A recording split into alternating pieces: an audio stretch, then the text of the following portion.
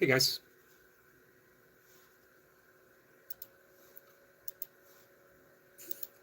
welcome. Welcome to Sunday. All day. You get 24 hours of it, guys.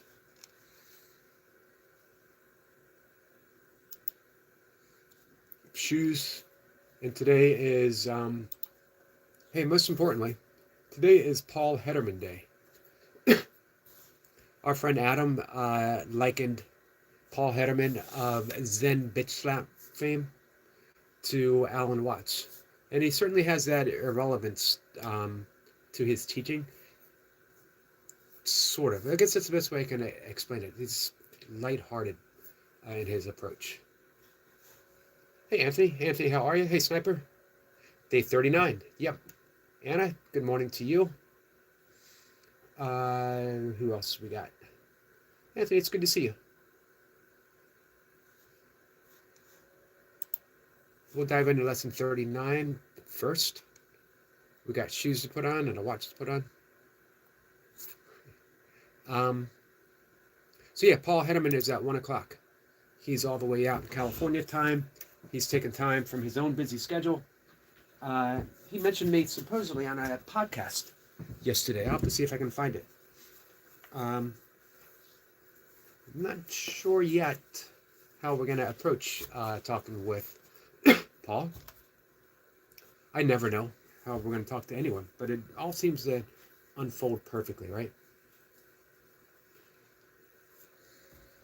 What do you guys think of our guest last night? Hey, Tony. Tony, how are you?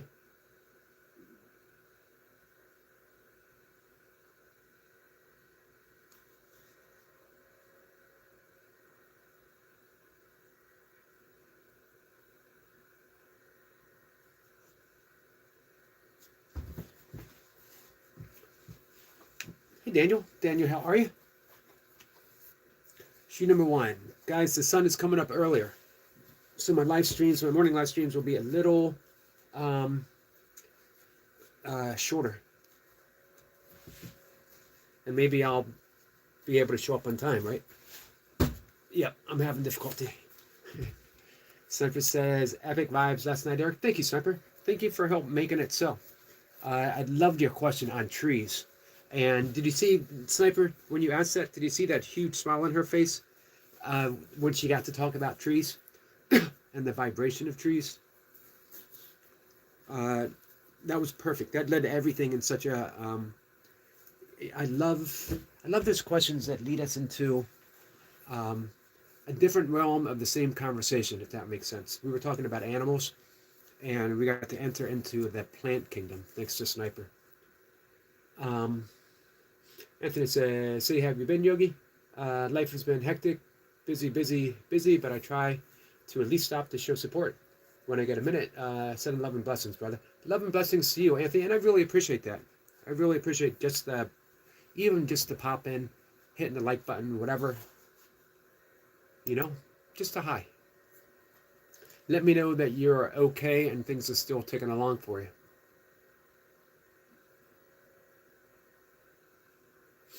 Semper says, Eric, now you know how I feel. I just don't show it like she does. Yeah, but you get to be up in them, you know? You know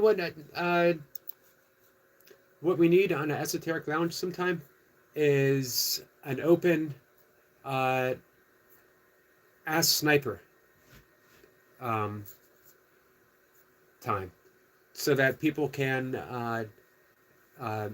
ask you of your experiences, ask you of all the other stuff that you've been putting out there, and this way they can get a little more in-depth answers from you.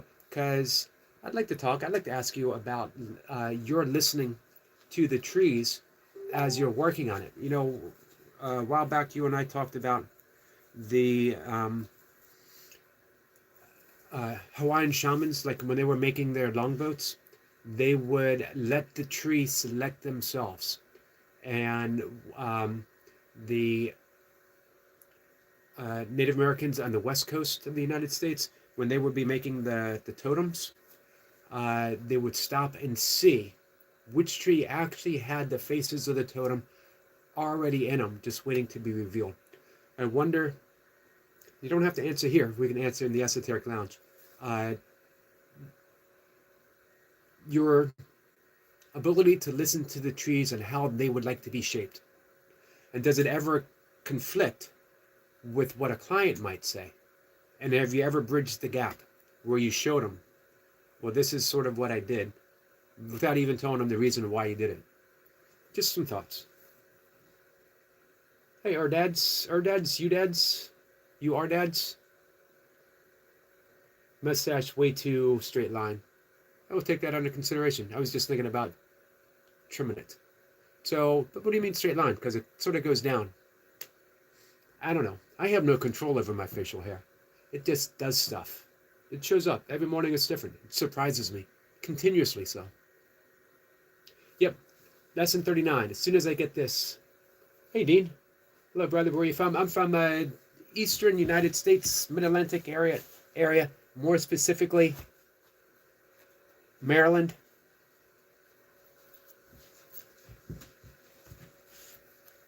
And it says, my garden is starting to shine. It's become celestial and beautiful with the violets and primroses and daffodils. Beautiful.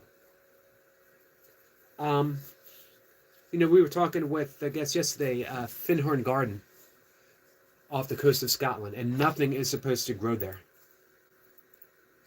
Just doesn't have the soil to grow anything, and yet it's some of the most beautiful gardens in the world, growing wonderful vegetables as well as flowers, and all due to the consciousness of the gardeners themselves in cooperation with the earth, with the elementals, and whatever other creative forces in nature that they're able to contact with. Patrick says, what's going on here? Oh, a little bit of this, a little bit of that. Probably a little bit more of this and a little less of that, but we're going to see if we can balance things out. All right. I'm all set. I got shoes on. I got a watch on. We're good to go. Lesson 39. Lesson 39, we are continuing with the theme of holiness.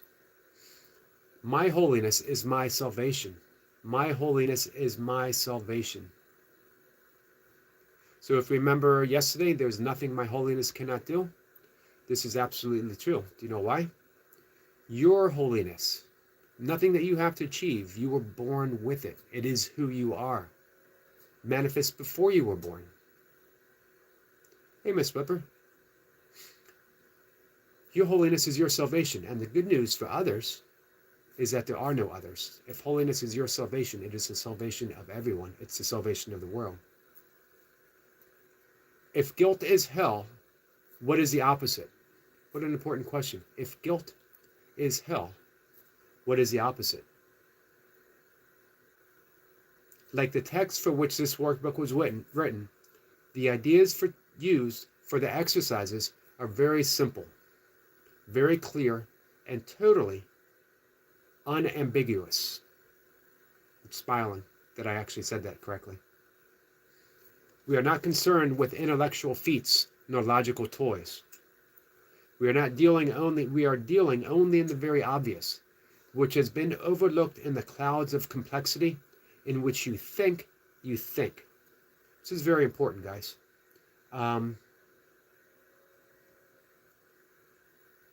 We are not concerned with intellectual feats nor logical toys, because we often ask the questions, what does this mean? What does that mean? All of that's revealed through the practice. What we're concerned with right now is establishing the practice. If guilt is hell, what is the opposite? This is not difficult, surely. The hesitation you may feel in answering is not due to the ambiguity. I had difficult with that one, of the question. But do you believe that guilt is hell? If you did, you would see it at once how direct and simple the text is, and you would not need a workbook at all. No one needs practice to gain what already is. We have already said that your holiness is the salvation of the world. What about your own salvation? You cannot give what you do not have. A Savior must be saved. How else can he teach salvation? Today's exercise will apply to you, recognizing that your salvation is crucial to the salvation of the world. As you apply the exercises to your world, the whole world stands to benefit.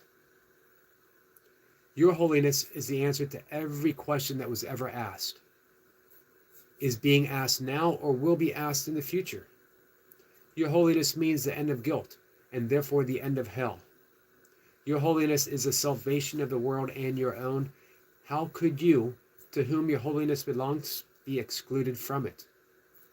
God does not know unholiness. Can it be that he does not know his Son? Cannot.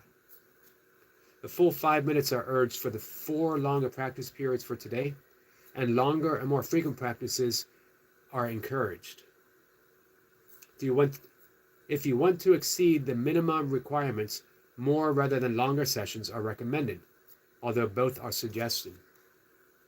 Begin the practice periods as usual by repeating today's idea to yourself. Then, with eyes closed, search out your unloving thoughts in whatever form they appear. They could be uneasiness, depression, anger, fear, worry, attack, insecurity, and so on. Whatever form they take, they are unloving and therefore fearful. And so it is from them that you need to be saved. Specific situation, events, or personalities you associate with unloving thoughts of any kind are suitable subjects for today's exercise. It is imperative for your salvation that you see them differently. And it is your blessings on them that will save you and give you vision. Slowly, without conscious selection and without undue emphasis on any one in particular, search your mind for every thought that stands between you and your salvation. Apply the idea for today to each of them in this way. My unloving thoughts about whatever it might be, yourself, your situation, events, people, are keeping me in hell. My holiness is my salvation. You may find these practice periods easier if you interspace them with several short periods during which you merely repeat today's idea to yourself slowly, a few times. You may also find it helpful to include a few short intervals in which you just relax and do not seem to be thinking of anything. Sustained concentration is very difficult at first. It will become much easier as your mind becomes more disciplined and less distractible. Meanwhile, you should feel free to introduce variety into the exercise periods in whatever form appeals to you.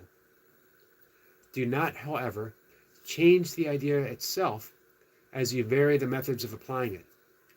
However you elect to use it, the idea should be stated so that its meaning is the fact that your holiness is your salvation. End each practice period by repeating the idea in its original form once more and adding, if guilt is hell, what is the opposite? In the short applications, which should be made some 3 or 4 times an hour, and more if possible, you may ask yourself this question, repeat today's idea, and preferably both. If temptations arise, a particularly helpful form of the idea is my holiness is my salvation from this. If something difficult arises, a difficult person, situation, event, thing, just simply think, my holiness is my salvation from this. Lesson 39. Questions? Did I miss anyone showing up? Any more mustache critiques while I was gone? Let's see, Ms. Ripper says some, of course, miracle students would say the world doesn't exist. Actually, Jesus, right in the text, what was the lesson? 128? Right out says, there is no world. What do we make of that? I don't know. We'll find out.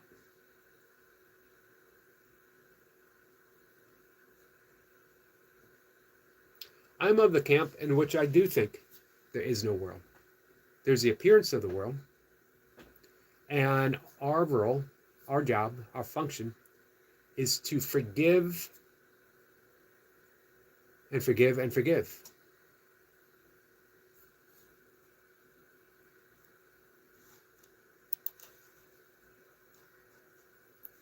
Give me 1 second here, guys.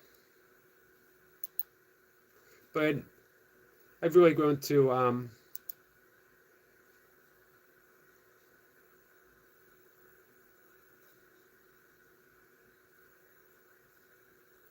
uh, move away from debating semantics.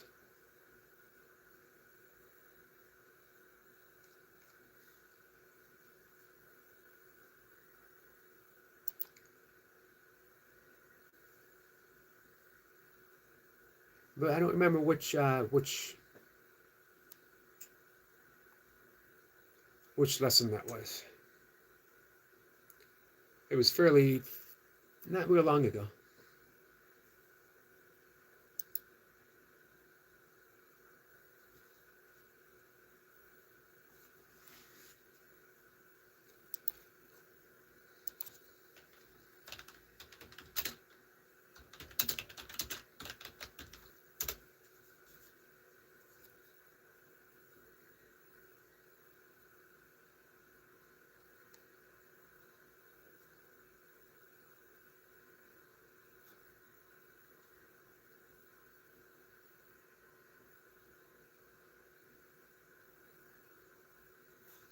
Where are we? Sorry, guys. All distracted. Hey, Colin. Much love to you, my friend. Thanks for coming in. Kong says, I don't know, come around much. I just wanted to let you know. Community post moving this morning. Have a great trip. Hey, Kong, thank you for that. Thank you. Let me read that, what I wrote this morning.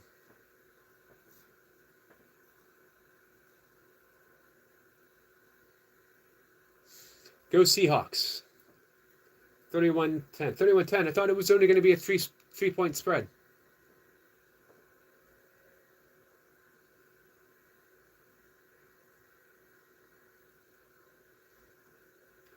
I have read the whole lesson, like 30-some years worth.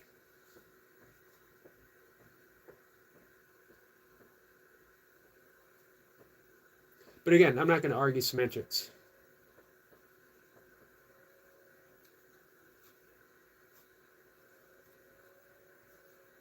But hey, but you can ask Paul Hederman this afternoon. I'd be interested in hearing his answer. So, for me, it is, Ms. Blipper. For me, it is semantics. I have my own thoughts, my own views, my own experiences. So, like going back and forth, this doesn't interest me. But that's the thing, Anthony. It's not a case of being better or not being better. It's a case of practicing. Forgiveness is hard I think forgiveness is hard for everyone. It gets easier. It gets easier, but I can tell you what, it's gotten easier for me, but that doesn't mean it's necessarily easy. I feel better when I do it than when I don't. So I keep doing it. Things keep showing up for me to forgive. And they probably always will. Or they will as long as they do. And I don't have any say on what shows up. I wish I did. Maybe. Let me take that back. Sometimes I think I wish I did. I wish I did have control over what shows up, because I certainly wouldn't have bad stuff show up. However, when I think of the things that I have judged as bad, and I see the direction that they've ultimately taken me to, knowing what I know, would I have judged them as bad at the time? Does that make sense? So what I wrote this morning, and our friend Kong, thank you again for those nice words. And it's titled, And We Forgive. Sometimes I forget. Even after many years of consistent practice, I forget that there is no world apart from my perception, and that everything occurs only as an opportunity for forgiveness. Recent turbulent events in my life have left me pondering why they're happening, questioning myself as if my spiritual practice would have left me immune to such things. Of course, ultimately, everything happens in this world for the sole purpose of separation, for the sole reason of separation. A single belief that I am distant and estranged from God and must suffer from this in this absence. and must be suffering in this absence. It's a deep guilt, still present, and as long as I am still present and as long as I am in the world, believing in this separation, difficult and tragic events will still seem to happen. And the solution is forgiveness. There's only one problem present in the world, made manifest in infinite appearances, each to be forgiven until we bridge the gap of separation to a final step towards God. So life continues, things happen, the stories of our life unfolds, and we forgive. The one problem is our belief in the separation from God, that separation actually occurred, and that problem manifests itself in infinite forms, all of them based upon the guilt that we believe that we have separated ourselves from God. Every single problem that we have is a holographic image of that one ultimate problem, that we believe that we are separate from God and that we caused that separation to happen and that we must be punished for it. Hey, Wheats, heal that one problem and all the little ones are solved. The only way we heal that problem, hey, Cat, is awakening to the fact that that never actually happened. We never separate from God. Separating from God is an impossibility. All right. Hey, what's up? How are you? Mohammed, thanks for coming in. It changes so much being in quantum, but still Seahawks win. The odds changed, and bookie's betting on a 3-point win. Got you.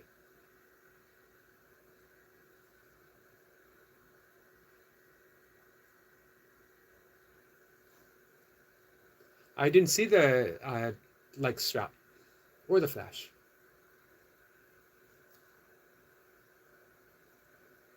Hey, Kat. How are you? Hey, Pancake. Pancake, how are you? Haven't seen you in a bit, my friend. Anna says, good morning, beautiful cat. Kong says, yes, sir.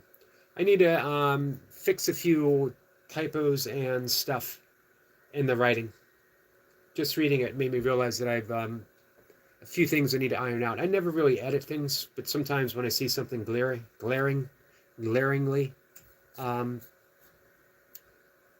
with it, I need to fix it.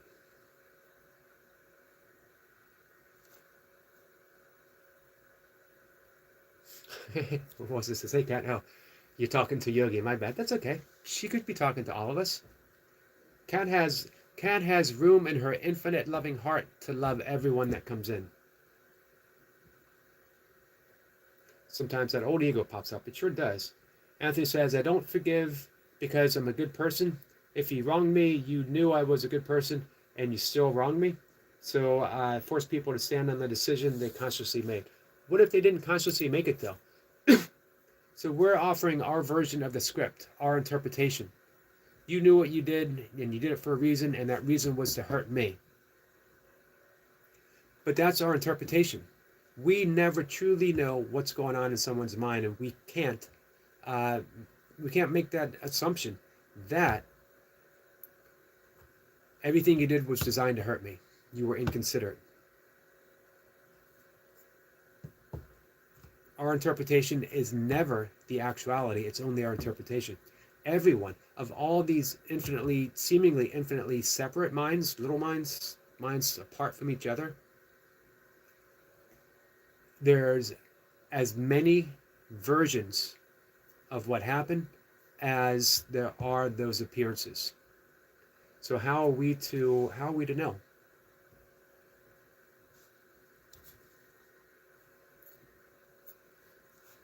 Hey, Ellie, how are you?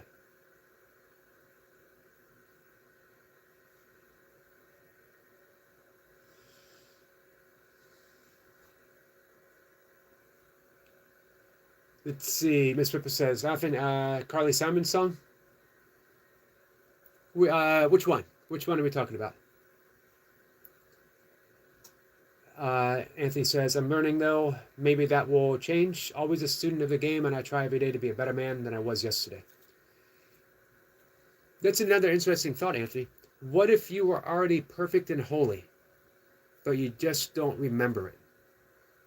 So instead of putting in all that effort to be a better man, because ultimately, is making a better version of a self that doesn't really exist worth the effort? But how about removing all the obstacles to keep you from realizing who you truly are right now in this very moment?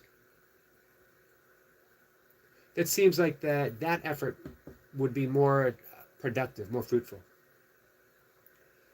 Jesus mentions the world, but what comes before that mention of the world?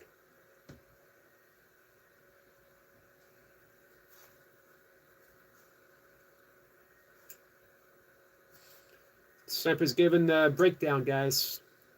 You haven't made a bet yet. Sniper says, cosmic order, strength, and swift recovery. Muhammad, prayers to you, my friend. I need your prayers today. My father, he's having a very critical prostate surgery today. I love you all. Muhammad, hey, anyone who is here who is sound sensitive, turn the volume down. I'll give you just a beat. Muhammad, this is for your father. 3 times, prayers, healing.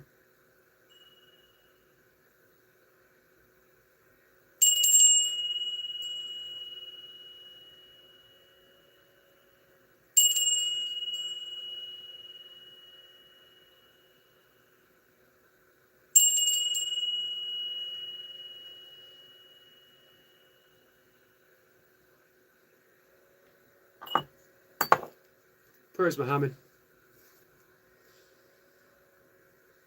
Thank you, Wassa.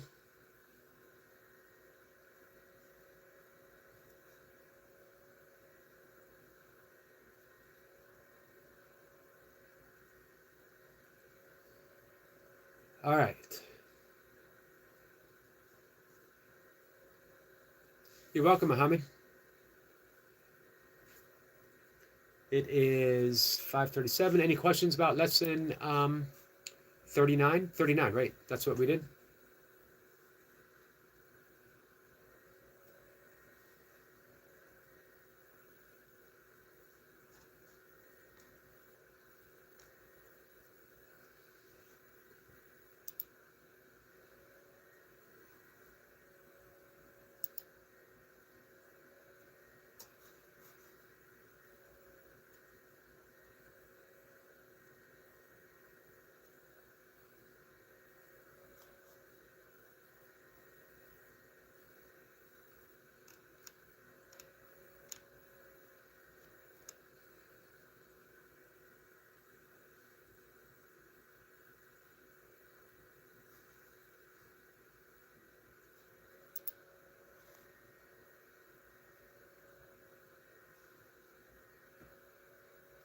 Thank you, Anna. Thank you for the prayers for Muhammad's father.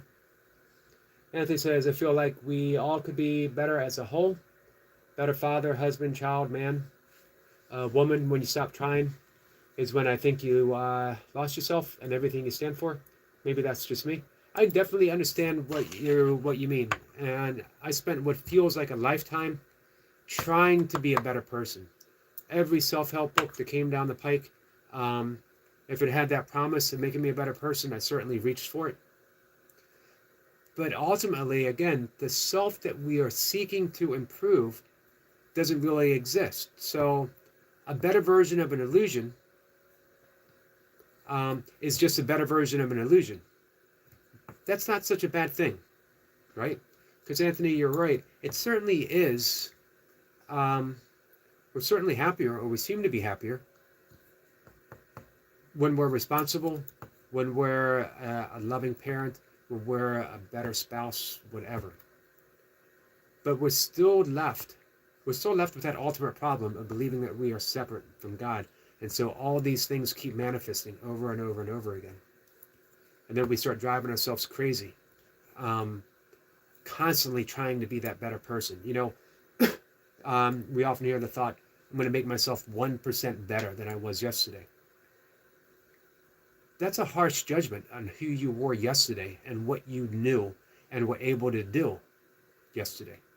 And that continuous thing, that the continuous search for being better and better and better, eventually just leaves us exhausted. But if you knew who you were right now and you started working on removing those obstacles of the awareness of love's presence, of which you are love. Love isn't quantified. When you know yourself as love, you can't be more loving, you can't be less loving, you can't be unlovable, and you can't be loveless, because all there is love. Recognizing that, more than just recognizing that, experiencing that, is the aim of every spiritual pursuit. The thing with a pursuit is you always got to have that carrot in the form of a pen dangling in front of you, reaching and reaching and reaching. The Course says, seek, but do not find. We seek so that we don't find. We seek so that we can be perpetual seekers. If we find it, the game's over. No more self-improvement books. No more courses to take. No more Course in Miracles. If you find it, you're there. And guess what? As Ram Dass said, be here now. The reason he said that is because it's already now and you're already here. Waking up to that is pretty simple. Of course, it does take practice. Some people in the non-duality community say it doesn't take practice, and practice keeps you searching, keeps you on that treadmill. I like what the great Zen master Dogen said, 800 years ago or so, when his followers who devoted a lifetime of meditating with him, someone finally question occurred and said, hey, is all this practice going to lead us to enlightenment? Is it going to lead to awakening? And he said very simply, nope, it's not. It ain't going to happen, which shocked all of his followers. So, man, I've been meditating with you for 30 years. I've been practicing A Course in Miracles for me, 30 plus years, and it's not going to lead to enlightenment or awakening. And he smiled and said, meditation is enlightenment. Meditation is enlightenment. Now let's get rid of the word meditation just for an instant, although you guys know I love to meditate. I teach meditation. Forgiveness is awakening. Forgiveness is the experience of awakening that happens right now. Do you want to be enlightened? Forgive. Forgiveness is the experience of enlightenment. In light. You're bringing light in this world. That's it. That's why we forgive.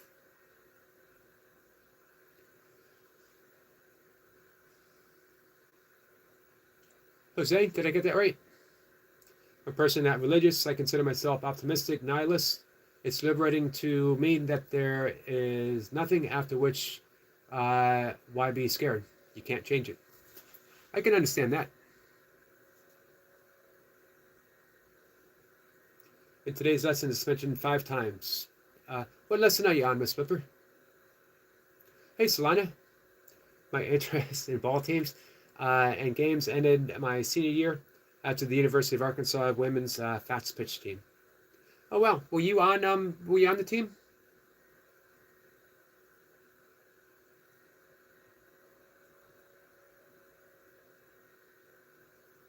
Anthony says, I'm always looking to better myself in any way I see fit. To each their own. Agreed.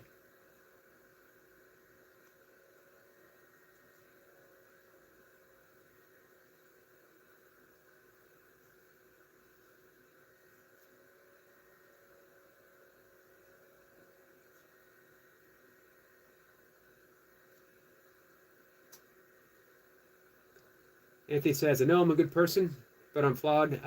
We all are. But I'm going to change my flaws, and I strive to do so.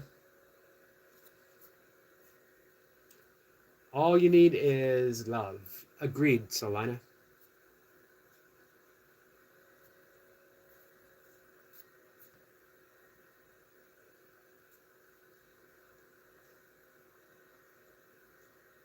Melissa says, isn't practice trying to get better by definition? It doesn't have to be. I don't practice meditation to get better at meditation. However, when I practice meditation, I get better at meditation. I don't practice forgiveness to get better at forgiveness. Although when I practice forgiveness, I get better at forgiveness. I practice forgiveness for the sense of immediate and immense relief from the pressure of not forgiving, of holding that resentment, of holding the grievances, of holding every hurt and slight and how could you do this to me, of holding the guilt I feel. And it is guilt. All of it's a manifestation of guilt. The guilt is believing that I'm separate from you, believing that I'm separate from God, believing that both of us are separate together. All of that guilt of believing that we caused our own separation manifests itself in resentment and grievances and little squabbles. When I forgive, I not only bridge that gap, I've erased it. It doesn't exist. I see. Miss Whipper always offers a beautiful, beautiful description of forgiveness, of simply seeing the love, the light, the Christ within you is the same love and light in Christ within me. There's just Christ.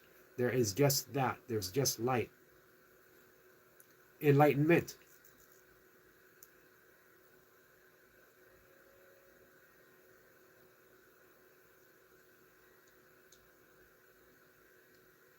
I think of like Monet painting the water lilies in his garden as he was in his 90s, his masterwork, after a life of masterwork. And at a certain point, I don't think he was practicing art in order to get better at art, but art was indeed his spiritual practice. We can't have a spiritual practice to be better spirit when spirit itself, who we are, holiness itself, is perfection.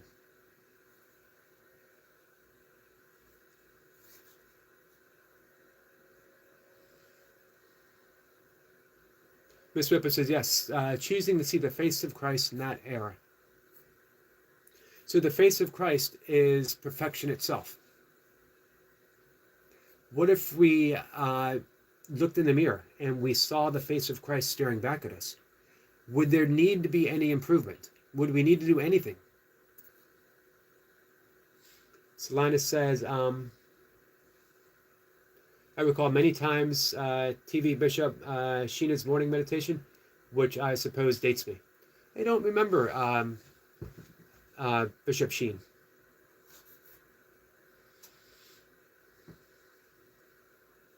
This book says, forgiveness is the selective remembering of only the loving thoughts, not by our selection. Not by our selection, that's judgment out of the park. It sure does. Thank you for that, Miss Pipper.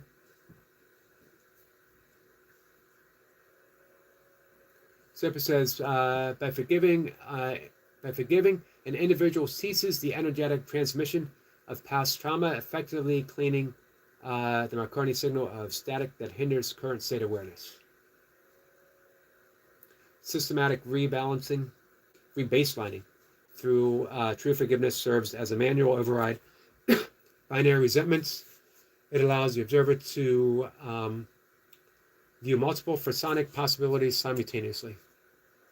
Reconciling childhood observation with modern systematic anomalies. Took me a second.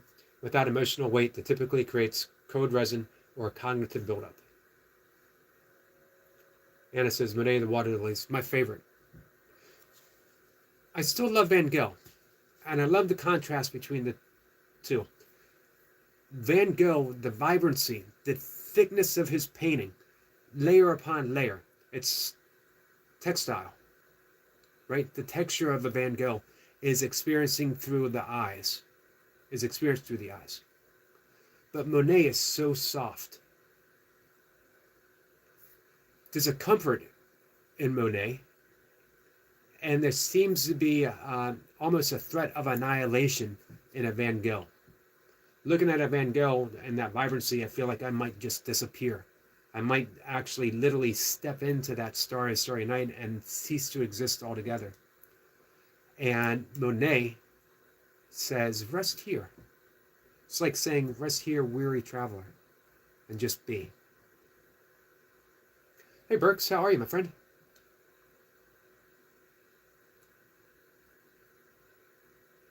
Joseph says, I can be cynical and pessimistic at times, but I try to get along with people. You've certainly been easygoing here, my friend, and I appreciate that. Miss Flipper said, I read a beautiful poem called Monet's Water Lilies yesterday. Hey, Miss Flipper, when you come up tomorrow, would you share it with us? Do you think you would read it? Anna says, thank you, Miss Flipper. I will research about this poem. Burke says, I'm doing okay. Yourself? I'm doing okay, too. We're getting ready to end the live stream in just a minute. Skid says, if your van goes, you lost Monet. You're absolutely right about that, man. It's going to cost you some Monet to get your van back up and ready to go. Miss Flipper says, by Robert Hayden, highly recommended. Well, I hope you'll read it. I'd like to hear a dramatic presentation of Water Lilies by Robert Hayden, presented by Miss Flipper. How are you, Skits? Muhammad says, hello from my mom to you, Yogi, and all friends. Here, much love and big hug. Thank you, Muhammad. Love you, my friend. Anna says, I would love to visit his garden, Yogi. Yes. When did Monet pass away?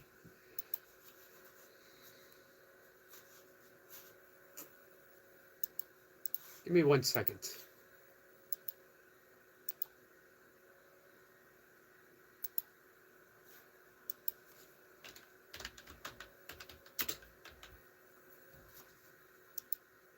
Who's your favorite painter? Anna?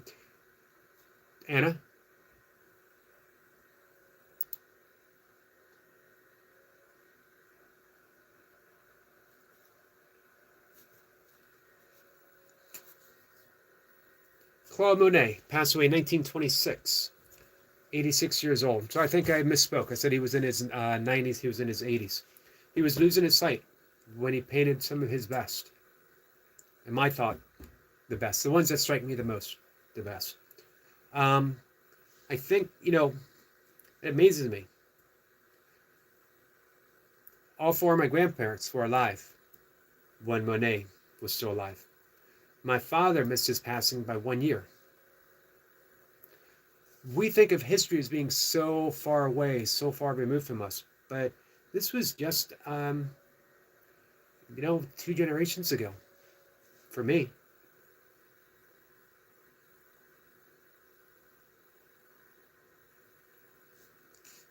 Almost 1 generation.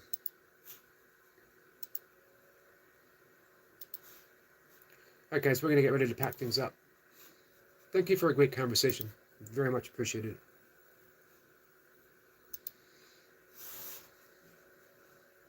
Hey, Chef Mary. How are you, my friend? Skid says, I'm okay. Thank you, Yogi. Hope you're well, brother. I am doing well.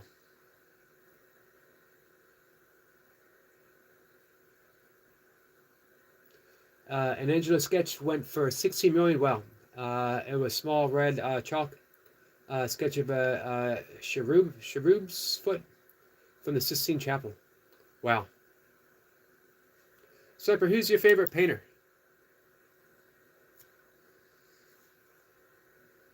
What about you, Miss Flipper? How about everyone? Who's your favorite painter? Silent says, I saw Monet water lilies at the KC Art Museum.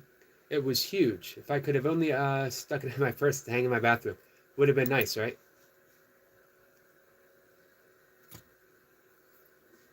I saw a bunch of Van Gogh at the Museum of Modern Art in DC. One of the great things of where I live, growing up at least, was being able to get to DC for the Smithsonian, for the National Zoo, for National Museum of Art, for the Air and Space Museum. What else? Where else did we used to go? Actually, just showing up on the Capitol lawn and playing Frisbee.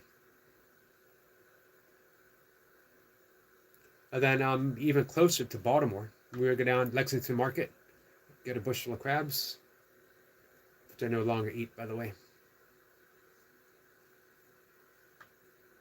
Memorial Stadium, going to see the Orioles. I never saw the Colts play. Never been to a professional football game. I've been to football stadiums quite a bit, but it was always to see Dead shows, Grateful Dead concerts.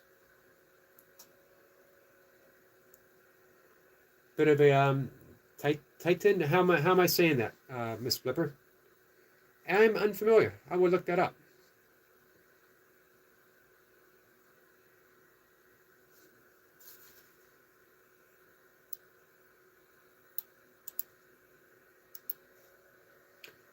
My latest favorite artist is Goja Ikeda, Japanese, specifically for his mastery of ultrasound frequencies. Taishin. Thank you. So Taishin is that Japanese as well? Is that Chinese?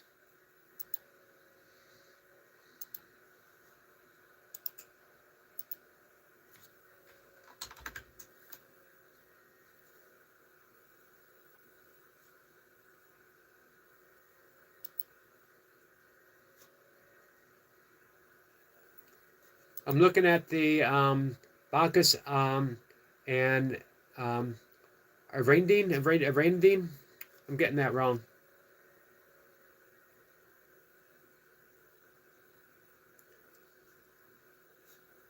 You know what? That style, would this be romanticism, Miss Flipper? That style of romanticism is, for some reason, feels so familiar to me. All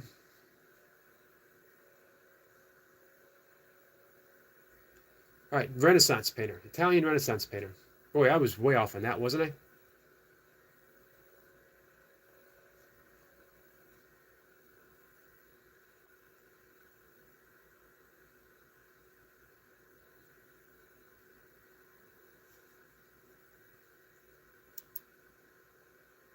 I'm going to dive in. Thank you, Miss Flipper.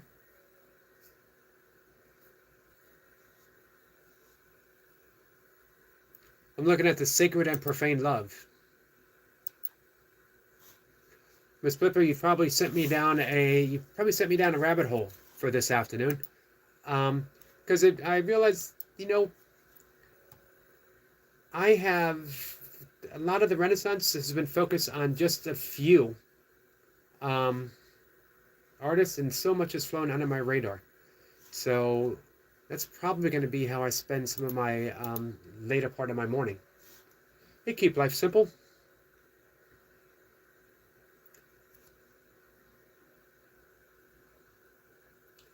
Hey, Selina, I want to thank you for being here. I want to thank you for being here for quite some time, for hanging in there with me for over 2 years now. Do you know Alan from Smiling Friends? I do not know Alan from Smiling Friends. Easy Home Cooking says, hello, friends. How are you? I'm good. How are you? We're wrapping things up.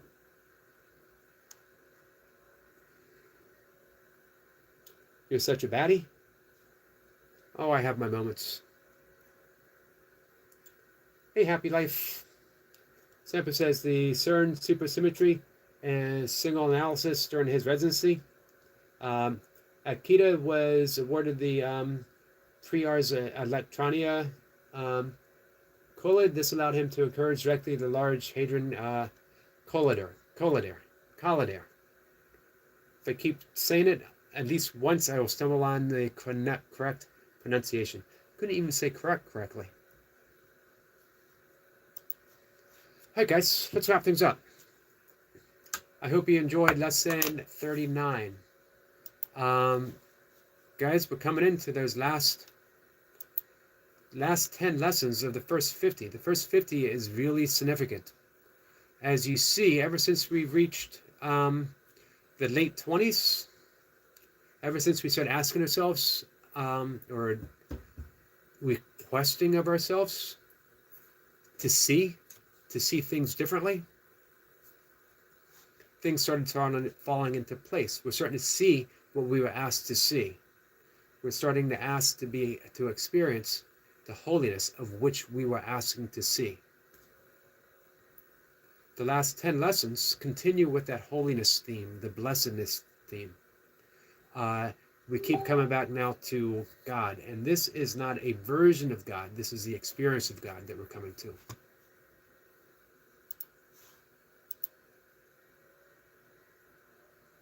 All right. I thank you guys for allowing me to keep you company on this journey. Hey, Paul. Paul, how are you? First 50 lessons, path of negation. Selena says, be with you in the here, after, and soon as I'm sprung from purgatory. Let's spring ourselves. You and I. Selena, we're going to do a jailbreak. Miss Pipper is laughing, says Selena. I'm a limbo lady myself. Meself.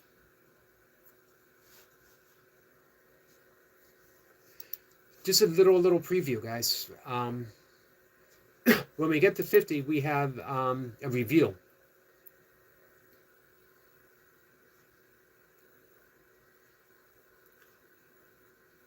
So when we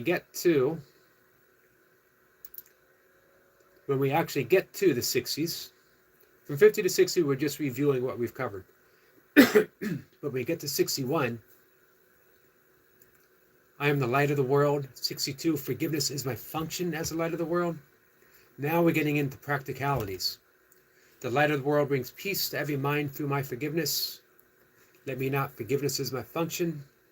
My function is the only one God gave me. You only have one function. Your happiness and your function are one.